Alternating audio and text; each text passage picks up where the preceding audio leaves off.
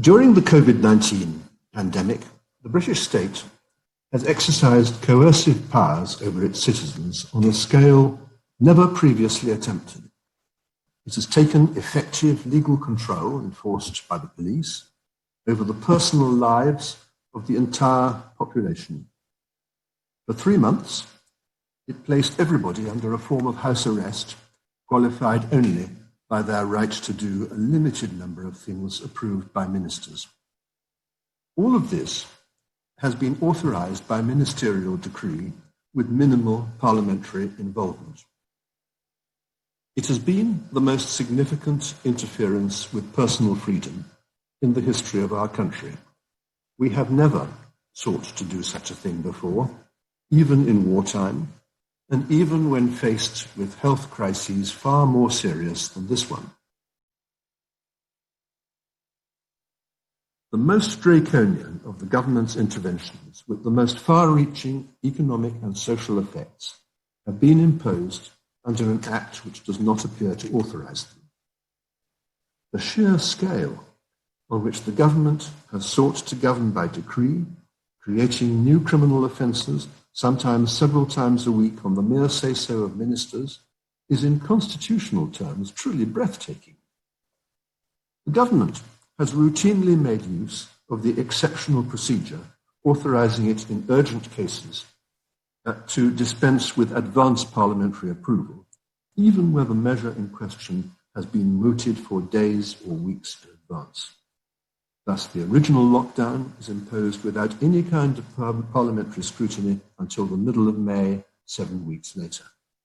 Thereafter, there was little scope for further scrutiny. Even the powers which the government purported to exercise were gratuitously enlarged by tendentious and misleading guidance generally announced at press conferences. A special word needs to be said about the remarkable powers of enforcement conferred upon the police.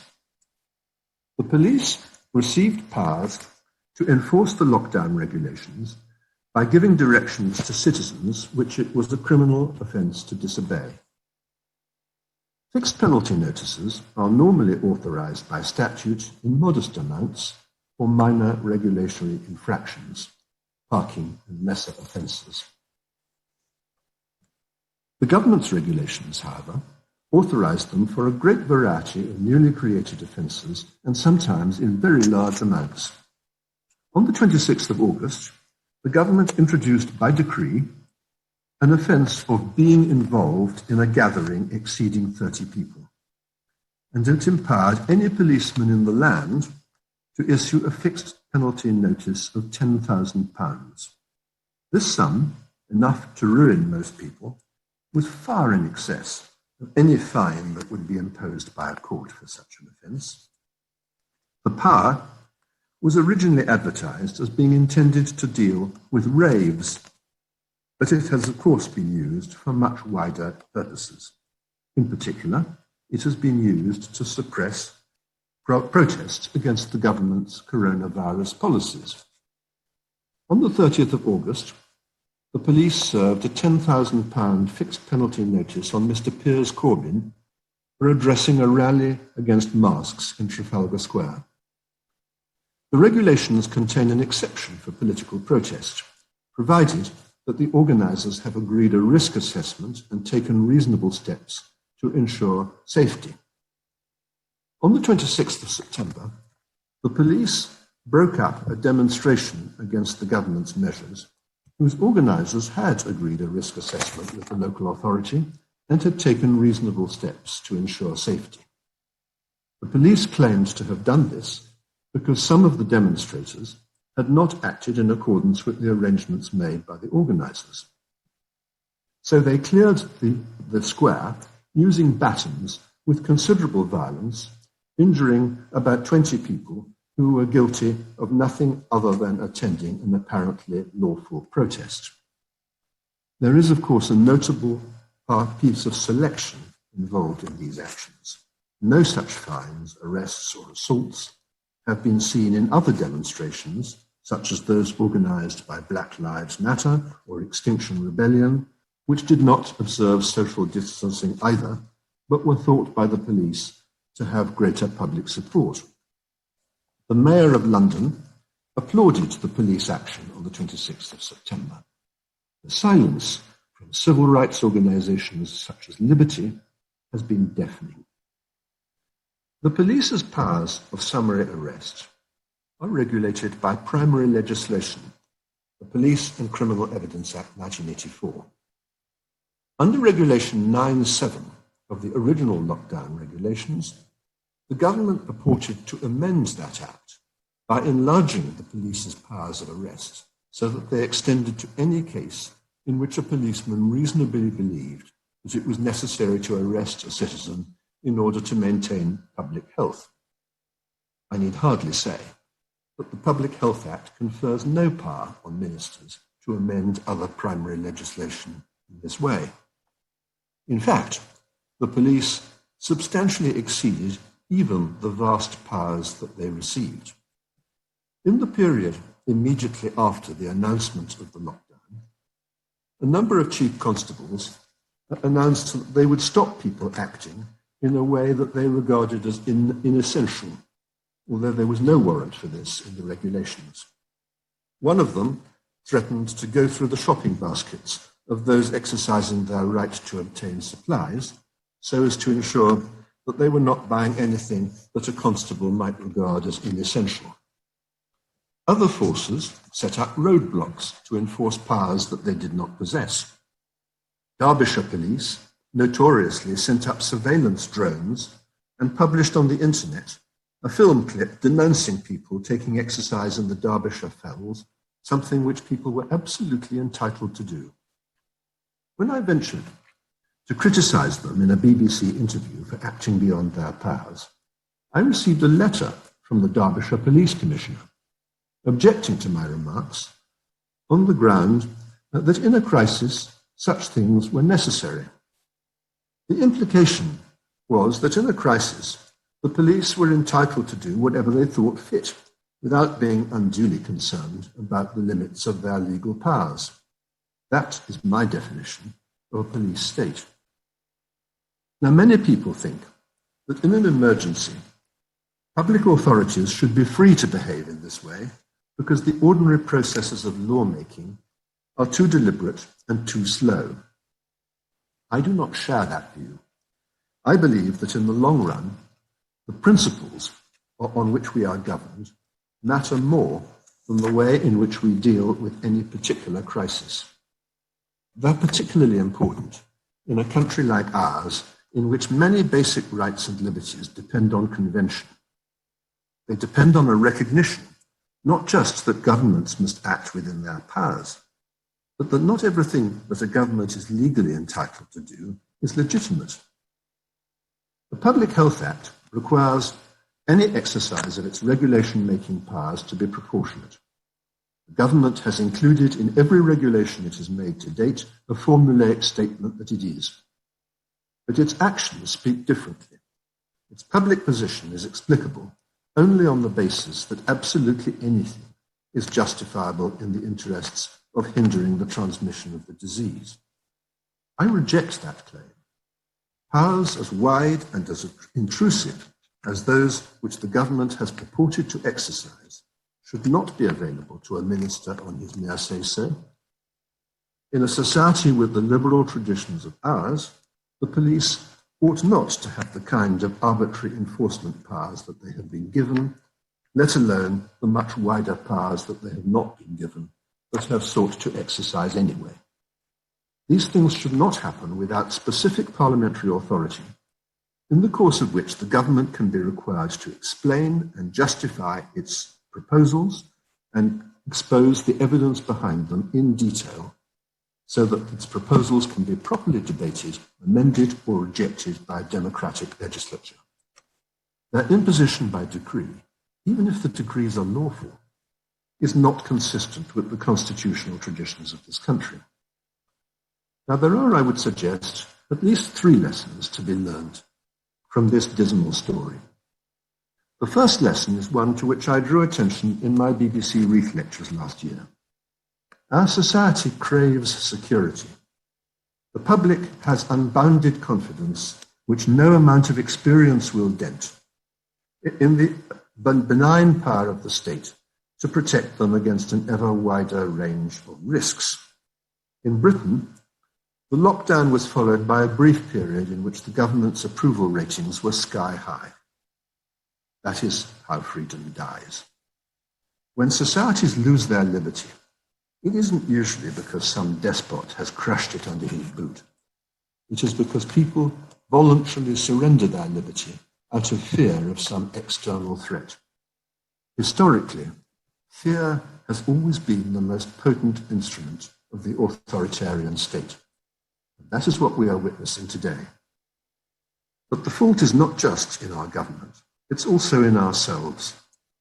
Fear provokes strident calls for abrasive action, much of which may be unhelpful or damaging. It promotes intolerant conformism. It encourages abuse directed against anyone who steps out of line, including many responsible opponents of this government's measures and some notable scientists who have questioned their empirical basis. These are the authentic ingredients of a totalitarian society. So I regret to say is another feature of the history, namely the propaganda by which the government has to some extent been able to create its own public opinion. Fear was deliberately stoked up by the government. The language of impending doom, the daily press conferences, the alarmist projections of the mathematical modelers, the manipulative use of selected statistics, the presentation of exceptional tragedies as if they were the normal effects of COVID-19. And above all, the attempt to suggest that COVID-19 was an indiscriminate killer, when the truth was that it killed identifiable groups, notably those with serious underlying conditions and the old, who could and arguably should have been sheltered without coercing the entire population. These exaggerations were not accidental. They followed naturally from the logic of the measures themselves. They were necessary in order to justify the extreme steps which the government had taken and to promote compliance. As a strategy, this was entirely successful. So successful was it that when the government eventually woke up to the damage that it was doing, especially to the economy and to the education of children, it found it difficult to reverse course. The public naturally asked themselves, well, what had changed? The honest answer to that question would have been that nothing much had changed. The threat had just not been fairly presented in the first place. The ease with which people could be terrorized into surrendering basic freedoms which are fundamental to our existence as social beings came as a shock to me in March of this year. So has much of the subsequent debate. I certainly never expected to hear the word libertarian, which only means a believer in freedom, used as a term of abuse. Perhaps I should have done, because this isn't a new problem. 4 centuries ago, the political theorist Thomas Hobbes formulated his notorious apology for absolute government. The basis of human society, Hobbes argued, is that people have no right to be free because they completely and irrevocably surrender their liberty to an overpowering state in return for security. In an age obsessed with escaping from risk, this has become one of the major issues of our time. Now, I've criticized the way in which the government has invaded civil liberties, with limited parliamentary scrutiny or none. But of course, parliamentary scrutiny is not enough unless Parliament itself is willing to live up to its high constitutional calling. It has to be ready to demand rational explanations of ministerial actions and to vote down regulations if those explanations are not forthcoming or are not persuasive. Unfortunately, there is very little evidence of this. The public's fears effectively silenced opposition in the House of Commons. The official opposition didn't dare to challenge the government, except to suggest that they should have been even tougher, even quicker. Parliament allowed the Coronavirus Act to be steamrolled through with no real scrutiny. It agreed to go into recess at the critical point in March and April, when the need for active scrutiny of government was at its highest. So much for the first lesson of these events. The second is a variant of Lord Acton's famous dictum that power corrupts, and absolute power corrupts absolutely. Ministers do not readily surrender coercive powers when the need for them has passed. The Scott inquiry into the Matrix Churchill scandal, which reported in 1996, drew attention to a broad category of emergency powers which had been conferred upon the government at the outset of the Second World War, until such time as His Majesty should declare by order in council that the war had ended. These had been kept in force by the simple device of ensuring that no such order in council was ever placed before His Majesty. They were still being used in the 1970s and 1980s on the footing that the Second World War was still in progress, for purposes quite different from those originally envisaged.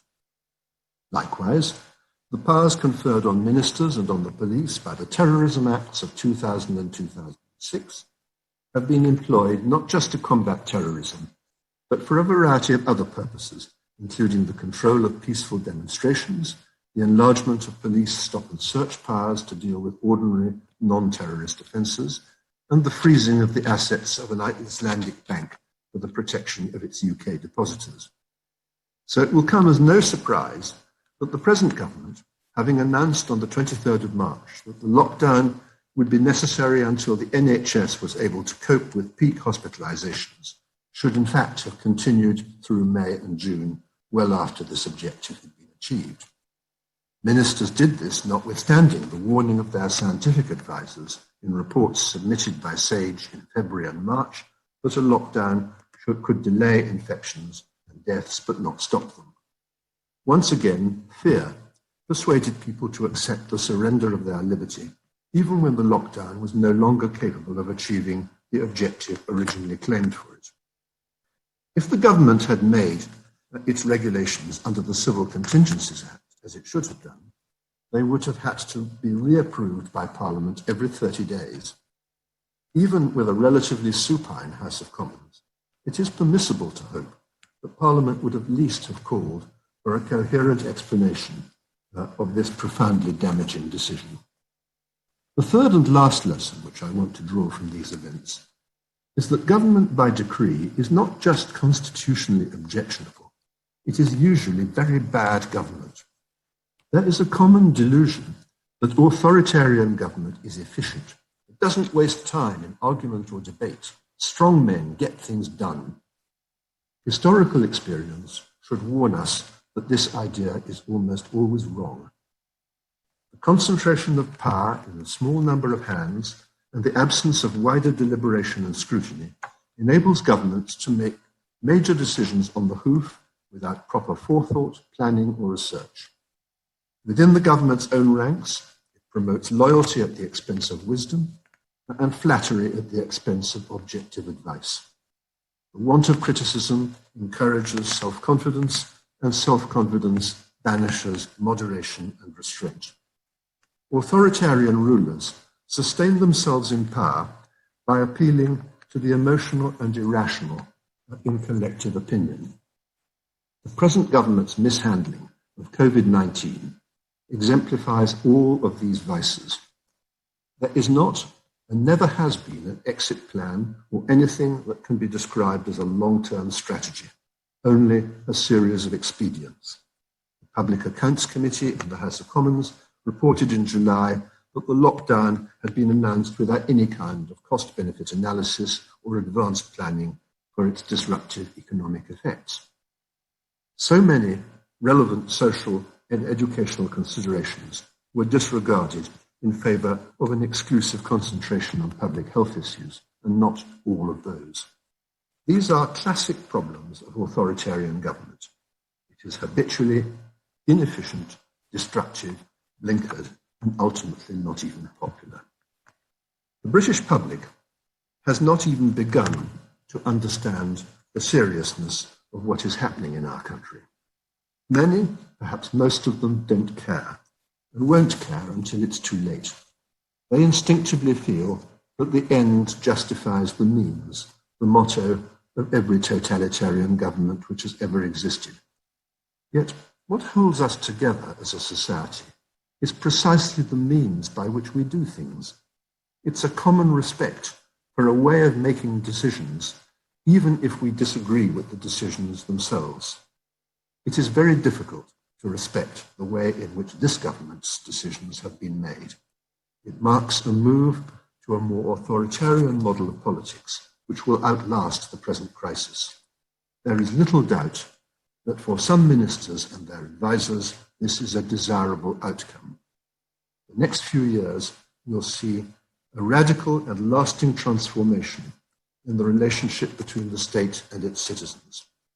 And with it will come an equally fundamental change in our relations with each other, a change characterized by distrust, resentment, and mutual hostility.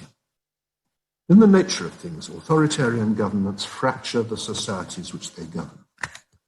The use of political power as an instrument of mass coercion is corrosive. It divides and it embitters. In this case, it's aggravated by a sustained assault on social interaction, which will sooner or later loosen the glue that has helped us to deal with earlier crises. The government has discovered the power of public fear to let it get its own way, and it will not forget. Aristotle, in his Politics, argued that democracy was an inherently defective and unstable form of government. It was, he thought, too easily subverted by demagogues seeking to obtain or keep power by appeals to public emotion and fear. What has saved us from this fate during the 2 centuries that democracy has existed in this country is a tradition of responsible government, based not just on law, but on convention, deliberation, and restraint, and on the effective exercise of parliamentary as opposed to executive sovereignty. But, like all principles which depend on a shared political culture, this is a fragile tradition, and it may now founder after 2 centuries in which it has served this country very well. What will replace it is a nominal democracy with a less deliberative and a less consensual style, and an authoritarian reality which we will like a great deal less. Thank you for listening to me.